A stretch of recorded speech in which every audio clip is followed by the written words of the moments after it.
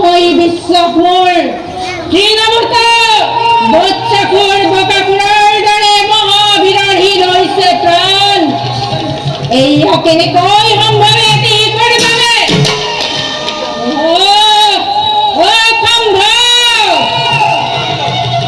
তেওঁলোকেতো সন্দেহ মোৰ বিশ্বখনে হৈছে পৰিৰ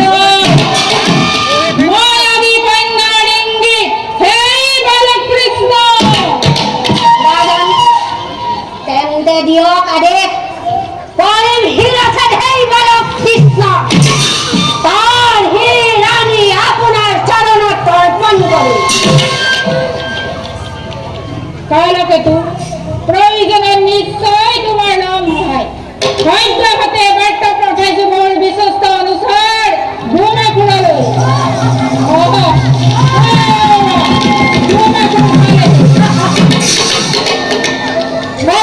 শংকৰ চৰণত ভূমাখোৰৰ প্ৰণাম ভূমাখোৰ কিয় মতানে ৰাজন কি কাৰ্য নাই কৰিম সাধন এক বিশেষ কাৰ্য তুমি কৰিব লাগিব সাধন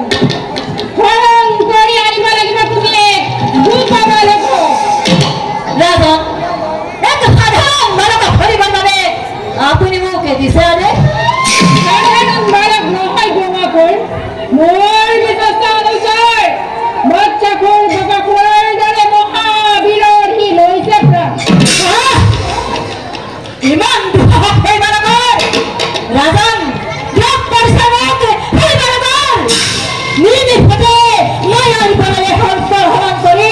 অৰ্পণ কৰিমহি আপোনাৰ চৰণত নন্দৰ কৃষ্ণ গকুলৰ নন্দৰ তনহি শুনিছো গকুল এৰি নন্দই বৃন্দাবনত পৰিছে আৰু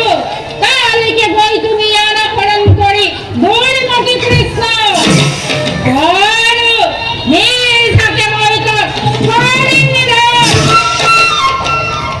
চিন্তা নকৰিব ৰাজন মায়াৰ অধিপতি মই ভূমাখোৰ ধৰি দিছে তৰপে নিৰ্নিষেধে হৰণ কৰি লৈ আহিম সেই দুৰ্মতি কৃষ্ণক যোৱা ভূমাখোৰ ৰাজন প্ৰণাম ৰাজন বিজয়ী হোৱা কৃষ্ণ এইবাৰ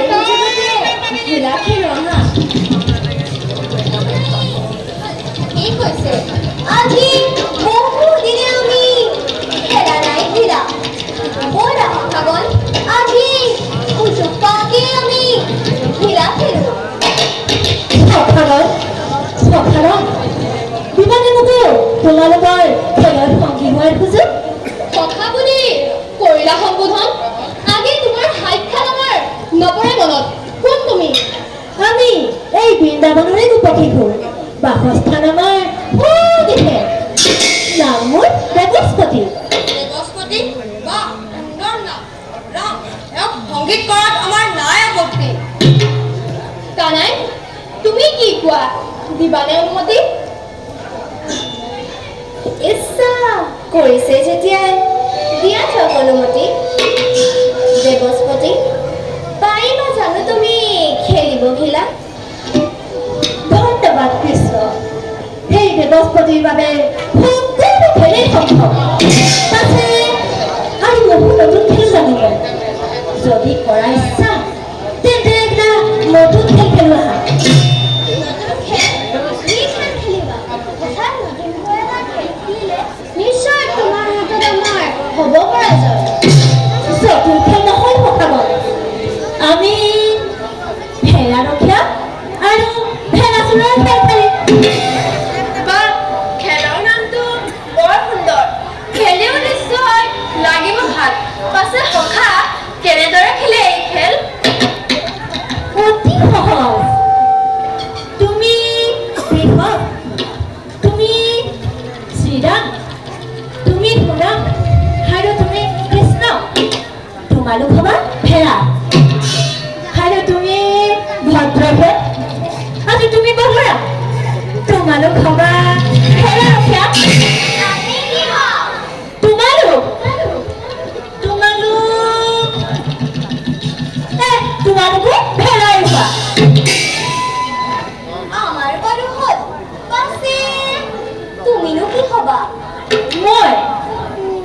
মই হম ভেড়াচোৰ। ভেড়াবোৰে থাকিব ইফাল সিফাল কৰি, আৰু সেই সুযোগতে ভেড়াৰ খেল দেখাকৈ মই ভেড়া কৰিম চুৰি। সকলোৱে যদি পালা বুজে তেন্তে খেল কৰোঁ আৰম্ভ। নিশ্চয় কথা হওক খুব ঘাঁহনিৰ ধৰণে ব'লা ভেড়াজাক চৰি থাকিব তাতে আৰু আমি ভেড়ালৈকে ৰাখিম তীক্ষ্ণ দৃষ্টি চাম বাৰু কেনেকৈ ভেড়া চুৰে আমাৰ পৰা ভেড়া কৰিব পাৰ। দেৱস্পতি তুমি ভেড়া চুৰ যেতিয়া তুমি ইয়াতেই থাকা সুযোগ যদিহে পোৱা কৰিবা ভেড়া চুৰি। ব'লা কথা হওক শংকৰীয়ে মই হৈছো ভেড়াচোৰ আৰু কৃষ্ণক পাতিছো ভেড়া। নিমিষতে তাক মই মায়াৰ বলেৰে হৰণ কৰি লৈ যাম মথুৰালৈ কংসৰাজৰ সমীপে। যাওঁ গোপা শিশুক হৰণ কৰি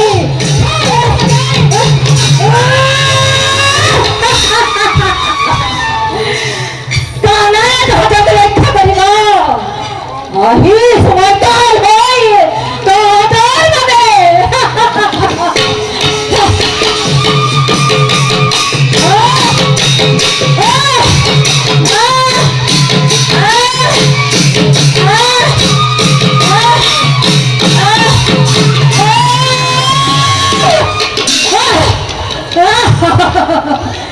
অসুৰ মাৰিব নহয়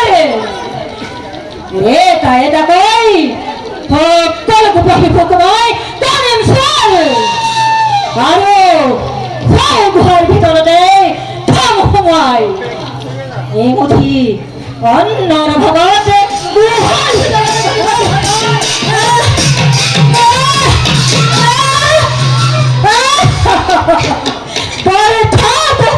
মূৰ্খহঁত মনুষ্যৰ সন্তান হৈ নাই তহঁতৰ জ্ঞান বুদ্ধি নিচিনি তহঁতে মোক ললিয়া পোৱালি অচিন কাঠৰ থোৰৰ লগতে এনেদৰে অচিন কাঠৰ থোৰা ভালদৰে চিনিছিলো মই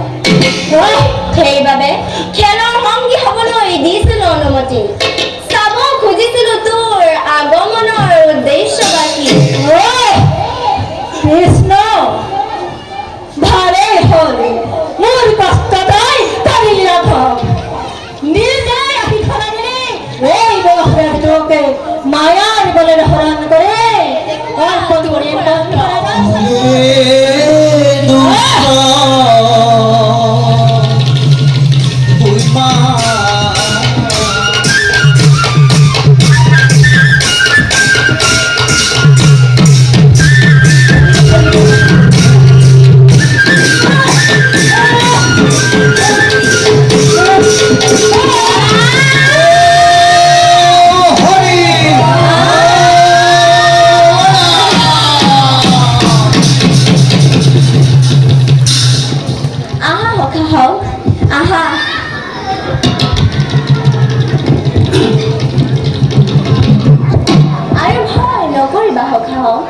দুষ্ট অক্ষৰৰ মই ললো প্ৰাণ এতিয়া যাওঁ ব'লা।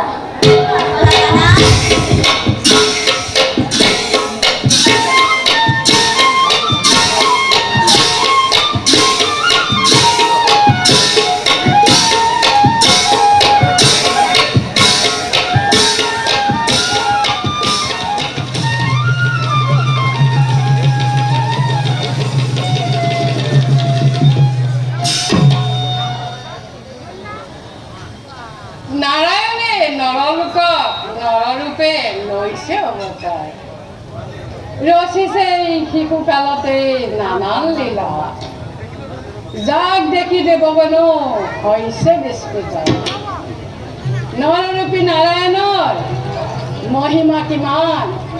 তাক জুখি চোৱাৰ প্ৰবল ইচ্ছা আমাৰ মনতো হৈছে জাগ্ৰত ৰচিম আমিও এনে মায়া চাম বাৰু নৰৰূপী কৃষ্ণই